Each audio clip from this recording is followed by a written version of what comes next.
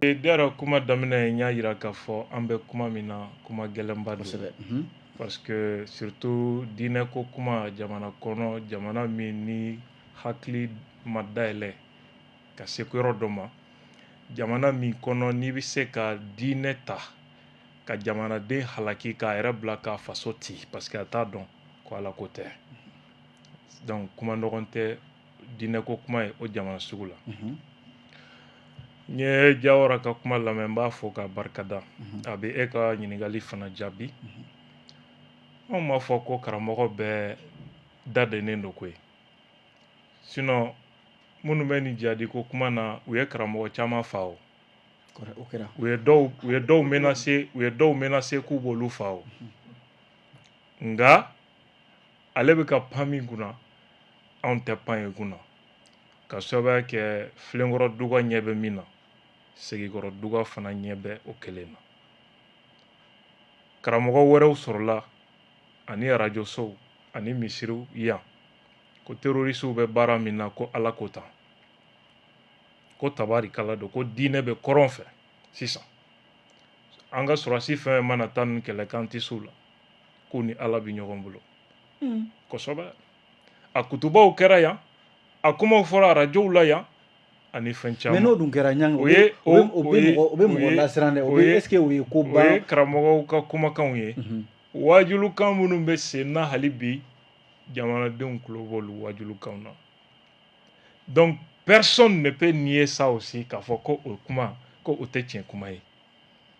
donc Mali karamɔgɔ bɛɛ tɛ au contraire karamɔgɔ dɔw fagara dɔw menacera k'an b'aw fa minnu fagara an bɛ dugawu kɛ ala ka hinɛw la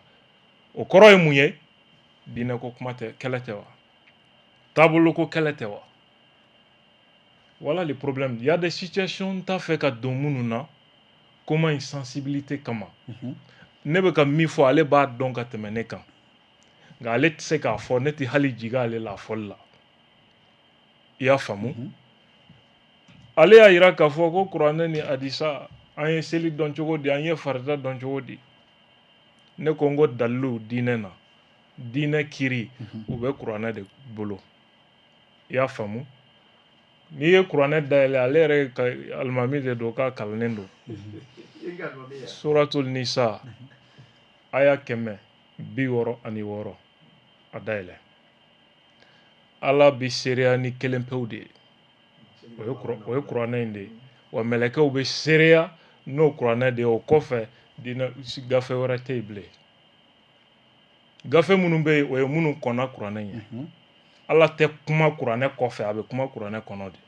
n'i ye fɛn wɛrɛ ye kuranɛ kɔfɛ o tɛ ala kumakan ye i y'a faamu o to yen kuranɛ sura 29 a ye ɲɛ ta aya 51 ala yɛrɛ bɛ ɲininkali kɛ ko nin kuranɛ in ma wasali kɛ wa nin ma wasa kɛ wa donc nin bɛɛ kɔnɔ e tilala ka taa ko non ko ma wasa kɛ n bɛ taa mɔgɔ wɛrɛ ka livre ta kira tɛ maa min dɔn a t'a fa dɔn a t'a mɔkɛ dɔn a t'a fufafu dɔn k'o de ye dalilu ye i bɛna diinɛ kiri tigɛ ni o de ye sisan kuranɛ dun ko ko maa min ye kiri tigɛ ni fɛn ye min ma bɔ sanfɛ ka na di kira ma ko silamɛ tɛ donc u y'o kɛ jugew ni procureurs dɔrɔn ye o dɔrɔn tɛ dɛ o dɔrɔn tɛ et donc diinɛ ko anw ye école kɛ mais an tɛ kunfin ye diinɛ ko in na on sait de quoi on parle nin fɛn ninnu ye kalon ni manipulation faralen de ye ɲɔgɔn kan fɛn jumɛn u bɛ ka kuma fɛn o fɛn fɔ ka ko in justifier k'a mamu i n'a fɔ tiɲɛni tɛ kalon don c'est clair e bɛ ka démontrer fɛn o fɛn démontrer nin ye tan e b'a dɔn a tiɲɛ n'a nkalon ale b'o dɔn ka tɛmɛ ne yɛrɛ kan donc pour vous dire que karamɔgɔ bɛɛ da tɛ se ka don nin kuma na parce que nin y'olu dusukunnata de ye u yɛrɛ ka wajulukan don u yɛrɛ y'a kɔkɔrɔma don u y'a kɛ kun min na o ma kɛ maliden si kɔ histoire tɛ o kɛra sisan de tariku tɛ o c'était devant tout le monde et donc moi je pense que maliyɛnw ka kan k'u hakili dayɛlɛ o dɔrɔn tɛ gouvernement tɛ se k'a fɔ k'i bɛ marifa de ta ka boli terroriste ko kungo kɔnɔ k'o ye ko in kɛlɛli ye il faut que terrorisme fana ka kɛlɛ nin ko in i tɛ se k'a bila dan ma k'i bɛ diinɛ bila dan ma. Ce n'est pas possible. Et l'État doit avoir État kan k'a ka politique sɔrɔ diinɛ ko kan. Diinɛ waleyali ye désordre de ye Mali kɔnɔ. O désordre de bɛ ka na ni nin ye parce que mɔgɔw bɛna don i kun na k'i ka armée ye kafiri. Ko jihadi de kan ka kɛ. Mɔgɔw bɛna sɔrɔ k'a don e kun na k'a fɔ ko n'i sara i ka jamana tili la, i sara i ka sɔrɔsiw fagali la, i tɛ jɛni, i ba tɛ jɛni, i ka muso tɛ jɛni, gouvernement bɛ kafiriya kan, armée bɛ kafiriya sira de kan. Et donc, il faut que le gouvernement ka politique ka sɔrɔ min bɛna imposer. Diinɛmɔgɔ dɔw bɛ yen olu bɛ siran ka bɔ ka ninnu condamner mais complices tɛ. Pour quelle raison? Parce que ninnu bɛ ka kuma min fɔ u bɛ ka kuranɛ hayaw de citer. Olu ɲɛna n'i bɔra ka ninnu contredire a bɛna fɔ k'i tɛ silamɛ ye. O siran kama dɔw kɛn bɛ k'u makun. Or silamɛw tɛ, u ka laɲini tɛ Ala ko ye. U bɛ jamana dɔw de ka kɛlɛ la, jamana minnu ni olu de bɛ nin kɔfɛ ka nafolo bɔ ka tiɲɛni kɛ anw ka jamanaw kɔnɔna la. Voilà la situation. D'accord. Ayiwa Jawara, nin cogoya la tan est-ce que e ɲɛ bɛ Mali lafiya da la don n'a nataw la ɲɛfɛ k'a fɔ ayiwa Ɲangi yɛrɛ bɔra ka min fɔ sisan n'o ye k'a fɔ ayiwa an ɲɛ bɛ ko la nka an bɛ siran k'a fɔ dɔw dun halisa u tɛ ka saliya u ka kɛlɛ la jamanadenw ni bɔnɛni na tiɲɛni na jamana kɔnɔna la diinɛ tɔgɔ la. C'est-à-dire que en réalité n'i taara i jɔ terrain dɔw sanfɛ i tɛ terrain min maîtriser i bɛ bin quoi. En réalité n ka patron a tɛ terrain in maîtriser parce que non a t'a maîtriser parce que n'i y'a ka kuma yɛrɛ lajɛ i b'a ye kuma bɛ balon la ɲɔgɔn kɔ. A kumana kuranɛ nasu dɔw kan suratu nisa'i kɔnɔna na. Shahida Allahu annahu la ilaha illa huwa a ye nin kuma min fɔ. Mo y'a f'i ye ne ko o ye k'a fɔ tuguni ko karamɔgɔ minnu bɛ taa ka taa sɛbɛnni wɛrɛw kɛ u ka kitabu wɛrɛw non ne ma karamɔgɔ tɔgɔ f'i ɲɛna fɔlɔ sa an t'o débat la o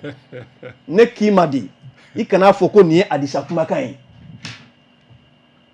o de fɔr'i ɲɛna o. O tuma ninnu bɛ ka kɛlɛ kɛ ni kumakan jumɛn kuranɛ don wa Adisa don wa? Non an tilal'o la sa ne y'a f'i ɲɛna de ko kawarijuw don kawariju ye mun ye dantɛmɛ wale tigilamɔgɔw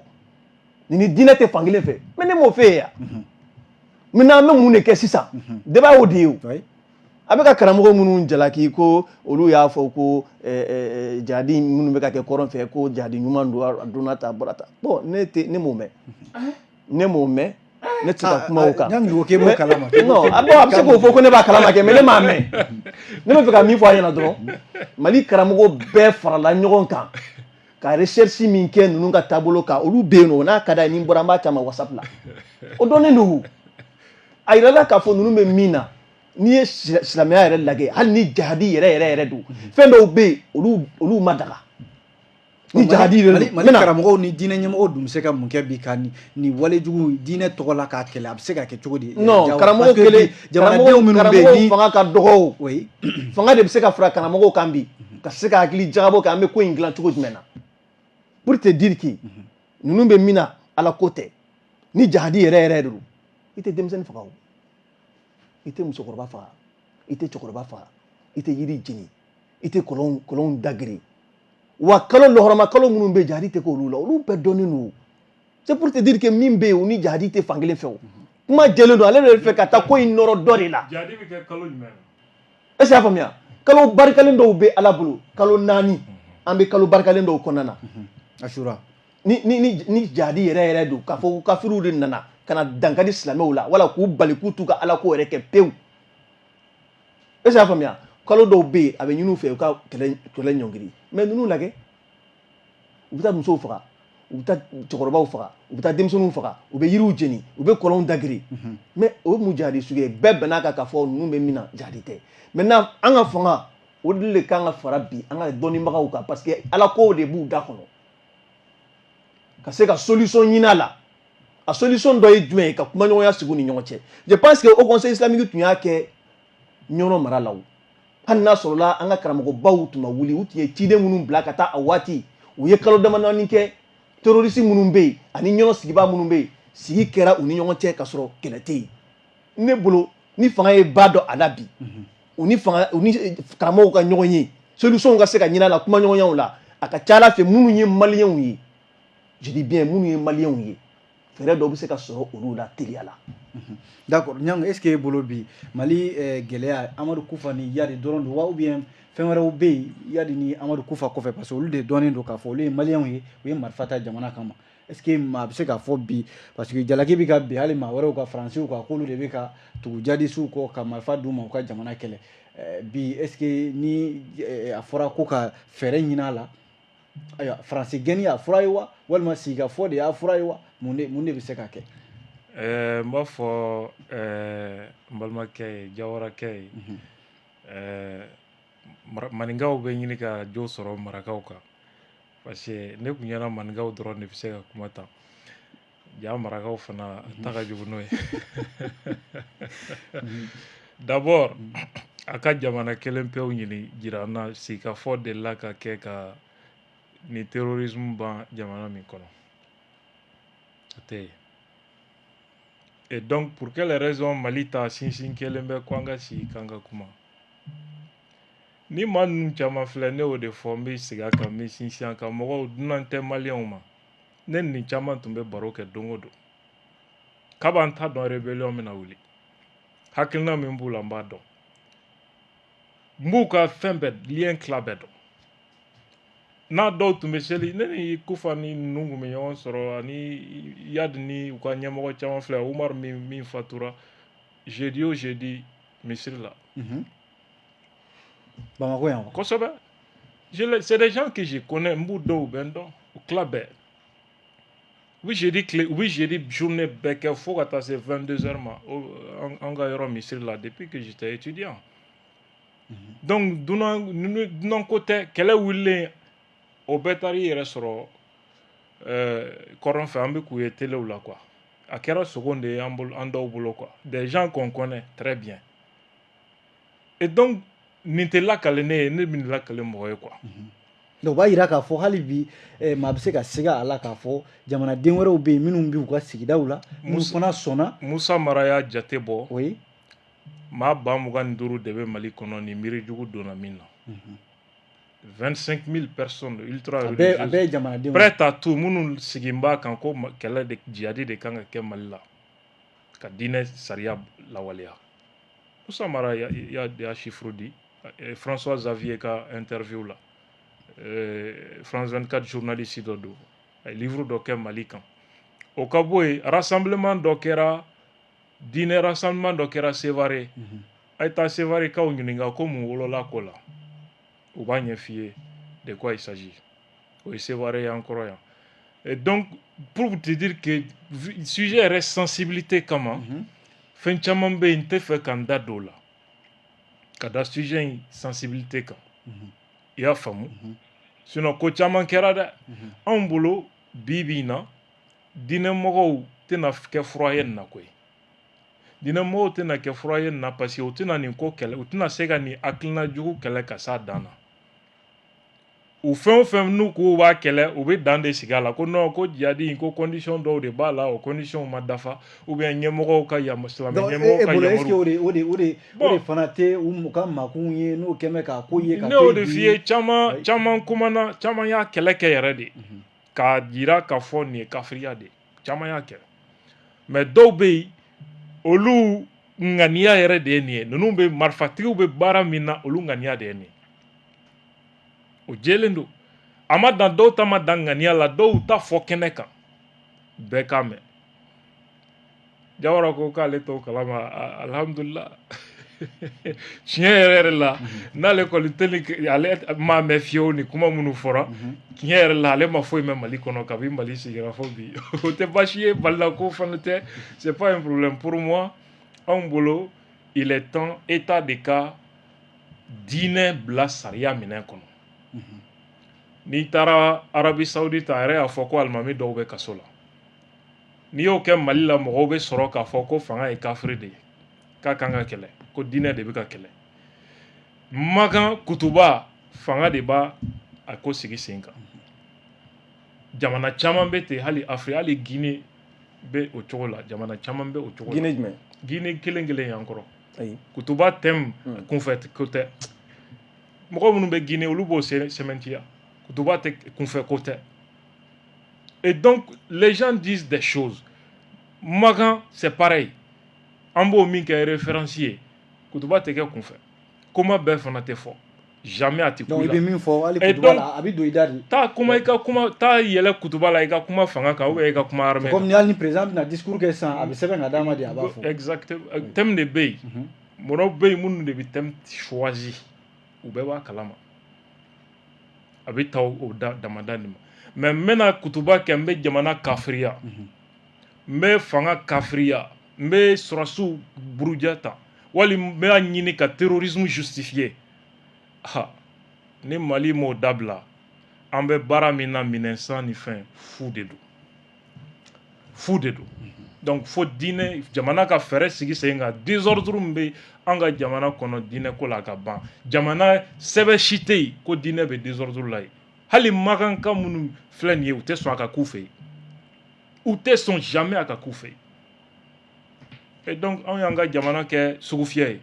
Idéologie sugu bɛɛ bɛna installer Mali kɔnɔ ka kɛlɛ kɛ. An bɛ ɲɔgɔn kafiriya la. An bɛ radio dayɛlɛ ɲɔgɔn kama, an bɛ télé dayɛlɛ ɲɔgɔn kama, ɲɔgɔn kafiriya ko kuma a bɛ nin cogo la finalement violence verbale a bɛ b'o la, ɲɔgɔn agression bɛ ka daminɛ a la. E b'u ye jamais k'a fɔ k'u bɛ ka fagali minnu bɛ ka kɛ k'u bɛ ka bɔ ka a fɔ k'u bɛ mankan kɛ a la ou bien u bɛ marche. Palestine attaque kɛra diinɛtɔnw ye marche kɛ Bamakɔ yan. Jalasagu tout près combien de personnes sara? Bɛrɛ t'a jɛ maa 200 la. E ye marche ko kuma mɛn. Et hali condamnation ferme mais ou da ka o kuma o kɛ wa. C'est ça le problème. Et donc musalaha kuma tɛ quoi ni jamana ni kuma nana jamana ko la musalaha bɔra o la pewu. D'accord. Ayiwa jɛmukan tɔ tora miniti 4 5 ɲɔgɔn a tɛ tɛmɛ o kan an b'a tila u ni ɲɔgɔn cɛ Jawara kuma labanw de bɛna di aw ma. N'i y'a tila o kɔrɔ i ma tilali kɛ ka ɲɛ. Non non a bɛ tila o cogoya de la sisan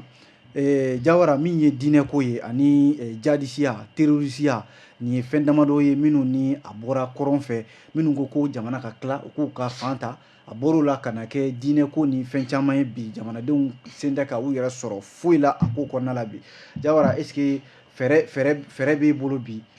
Niang ye min fɔ a ye hakili a y'i da don fɛɛrɛ dɔw la est-ce que e bɛ se ka fɛɛrɛ dɔw fara a ta kan ayiwa diinɛ ko in na an ka kana ko sama ka taa yɔrɔ jan nka fɛɛrɛ min bɛ se ka sɔrɔ ayiwa an bɛ se ka bɔ ɲɔgɔn faamuya bɛ se ka na a la cogo min na parce que a fɔra kuma ɲɔgɔnyaw ka sigi o sen tɛ ka kɛ bi mun bɛ se ka kɛ fanga yɛrɛ fɛ bi ka diinɛ ko don ba la ka sariya don diinɛ ko la walasa jamana bɛ se ka yɛrɛ dɔn jɔnni de bɛ ka kɛlɛ kɛ diinɛ tɔgɔ la jɔnni de tɛ ka kɛlɛ kɛ diinɛ tɔgɔ la. Bon i b'a dɔn an fɛ yan nɔ ko ninnu ka gɛlɛn an bɛ pays laïque de kɔnɔ tuma dɔ la a fɔra ko bɛɛ k'i ka diinɛ kɛ. oui minnu bɛ ka kɛlɛ kɛ ni diinɛ wɛrɛ diinɛ dɔ tɔgɔ ye. n bɛ na o c'est kɛlɛ ko y'an t'o la an y'a fɔ n ko tɛ diinɛ tɔgɔ ye o n ko tɛ diinɛ ye diinɛ si silamɛya m'o daga an y'o fɔ an tilala o kuma na mais ne bɛ fɛ ka min f'i ɲɛna min bɛ se min na min bɛ min dɔn tuma dɔw la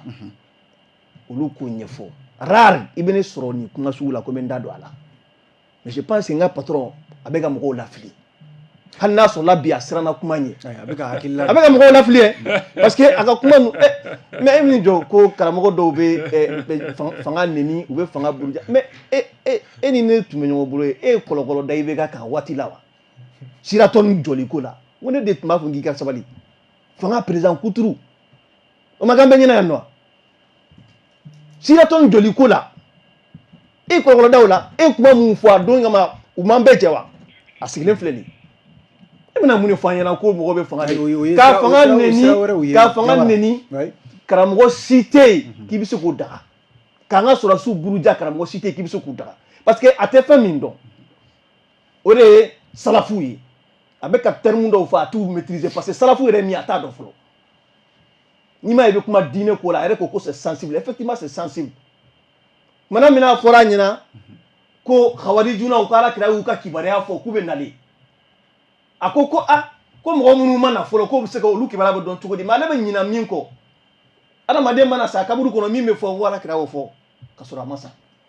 lahara don min bɛ kɛ jɔ kɛnɛ bɛ kɛ cogoya min na alijinɛ bɛ kɛ cogoya min na jahanama bɛ cogoya min na n'a y'o kibaruya fɔ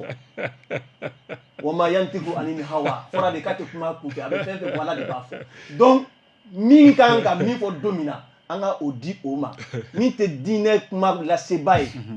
ni o ko k'a b'a kuma fɔ a bɛ mɔgɔw lafili parce que ale yɛrɛ t'a dɔn a bɛna kɛ sababu ye ka mɔgɔw lafili maintenant mun bɛ se ka kɛ bi ko in a bâton fɔlɔ o bɛ fanga de bolo fanga de bɛ se k'i jɔ ka se ka diinɛ ɲɛmɔgɔw fara ɲɔgɔn kan minnu bɛ yen ni dɔnniya b'u la hakilinaw olu ka ɲɔgɔn sɔrɔ min b'a to kuma ɲɔgɔnyaw ka kɛ k'a tɛ jamana si dɔn minnu delila ka kuma ɲɔgɔnya kɛ Saudiya ye kuma ɲɔgɔnya kɛ ni ninnu dɔw cɛ o e t'o kalama o a ye joli bila lahara dɔw hali yan o de tɛ yan n'i y'u sɔrɔ i b'u faga de o accord dɔ signé na mais Saudiya ye kuma ɲɔgɔnya dɔw kɛ ani ninnu ni ɲɔgɔn cɛ e t'o kalama o accord dɔ signé na est-ce que y'a faamuya donc kana na ko ɲagami ni a bɛɛ tɛ se ka kɛ marifa kɛlɛ ye minnu bɛ yen bi ko maliyɛnw don u balima dɔw bɛ sɔrɔ komi ale yɛrɛ teriw b'u la a yɛrɛ y'a fɔ cogoya min na a jɛɲɔgɔnw b'u la olu ka ca a bɛ se ka kɛ ni dɔw kumana dɔw fɛ dɔw ta bɛ se ka kɛ balimaya sira dɔw bɛ se ka kɛ hali diinɛ ko sira ye ni dalu ni dalu ye fanga de bɛ se ka olu dayɛlɛ min b'a to o kumaw bɛ se ka sabati ne bolo marifa ci o dɔrɔn t'a solution ye. D'accord ayiwa Dieng solution jumɛn b'a la fɛɛrɛ fasugu jumɛn bɛ se ka kɛ est-ce que diinɛ bɛ se ka bila sariya dɔ kɔnɔ bi n'i tɛmɛna nin kan i ye dan sago o kuma e bɛ minɛ i n'a fɔ jamana jugu o n'a ɲɔgɔnna fɛɛrɛw est-ce que o bɛ se ka sigi sen kan. a ye kuma dɔ fɔ fɔlɔ teliya la an ɲɛ i bɛ ka accusé min na Sheraton jɔli minnu taara kɛnɛ yira u ye musokɔrɔba dɔ de ka dugukolo minɛ a la ani ɲɛji ale de taara a kuma ta ka na di ne ma n y'a yira k'a fɔ nin man kan ka kɛ an y'o balaw min wuli musokɔrɔba ka hakɛ dira ma o de sababu hakɛ ma di a mɔden i ye dɔgɔyama de kɛ i ye président dɔgɔya de a mɔden m'o fɔ ne ye i ye président dɔgɔya de a mɔden m'o fɔ ne ye o don a ye président dɔgɔya fo fanga ko k'a bɛna solution mesure ta kama il s'appelle quoi dɔgɔyalima ni kumana ni kumakan fariyara u b'a fɔ k'i ye dɔgɔyalima kɛ kumakan mot jumɛn ye dɔgɔyalima ye i ne dis k'a fɔ ko u bɛna k'u ka jɛnɛya kɛ yɔrɔ ye non hakɛ to a sɔn bɛ ne bolo o ye président dɔgɔyalima ye wa ah non un président de la république hôtel bɛna kɛ jɛnɛya kɛ yɔrɔ ye un président de la république Jumɛn? k'a fɔ k'u bɛna hôtel ni jɔ k'u ka k'u ka jɛnɛya kɛ yɔrɔ de jɔn fɔ a sɔn bɛ ne bolo hakɛ to ala Jawara ye siranya banna ka ah a ka cɛ i fana ka sabali sa kuma t'i J'ai bolo dit- Jawara kuma bɛ Abdul Niang de bolo hôtel mun de bɛ k'a kɔnɔ jamukan yɛrɛ banna ka ban i b'a pardon b'a kun cɛ mɔgɔ furulenw bɛ na furubaliw bɛ na ne ka ladamu tɛ n permet k'o fɔ président ma n ka ladamu ne ma lamɔ ten ni e ka directeur y'i wele mun na pardon, Jawara kiiri y'a wele mun na pardon oui min bɛ ka fɔ o ye musokɔrɔba ka hakɛ minɛni k'o b'a di ko hôtel ye gulɔmiyɔrɔ jɛnɛyakɛyɔrɔ nka dénonciation bolila o de kan donc ni aw taara o bamayɛlɛma anw b'aw ni ala to aw k'o bamayɛlɛma pourtant e de y'a interview kɛ o tɛ problème ye an bɛ min f'u ye u ka siran ala ɲɛ ne bɛ ka fɛn o fɛn fɔ Niang i b'i teliya ale b'a an dɔn ka jamukan kun cɛ ka teliya tɛmɛ la bɛɛ kan nin ko in na ko kira ye nin fɔ kira ye nin fɔ kira ma kuma min tɛ fɛn fɔ min tɛ kuranɛ kɔnɔ olu bɛ ka min fɔ ko gundo ko kuma n hakili la kuranɛ ko alahu alimul ghaibi aw yɛrɛ b'o de fɔ ka filɛlikɛlaw condamner mais n'aw tilala k'o kɛ argument ye bi tuguni maliyɛnw b'o juger ne t'o juger mais an bɛɛ ka siran ala ɲɛ ne b'o dɔrɔn de f'u ɲɛna wasalamu aleykum waaleykum salam an b'i fɔ Abdul Niang min ye e ye kunnafonidila ye Jawara Ibrahima Jawara ale fana ye kunnafonidila ye ne yɛrɛ tɔgɔ ye ko Amadu Jalo jama ko di kɛnɛ a bɛ sonsoro yan nɔ an tun bɛ ka kuma diinɛ ani jadisiya min bɛ Mali kɔnɔna la bi a bɛ se ka kɛlɛ cogo di fɛɛrɛ jumɛn bɛ se ka sɔrɔ a la ani faamuya jumɛn bɛ se ka sɔrɔ a la an tun bɛ ka kuma o baabu de kan ni Ala sɔnna an na ɲɔgɔn sɔrɔ yan dɔgɔkun wɛrɛ ka kuma baabu wɛrɛw kan ka maa wɛrɛ wele ka na olu ka se k'u hakilila di min y'an ka technicien ye an b'u fo Lamini Kulubali V100 fo ka taa se Murulayi ma radio fan fɛ min ye Musa Sanogo ye an b'ale fana fo ka an filɛbaa n'an lamɛnbaa bɛɛ lajɛlen fo radio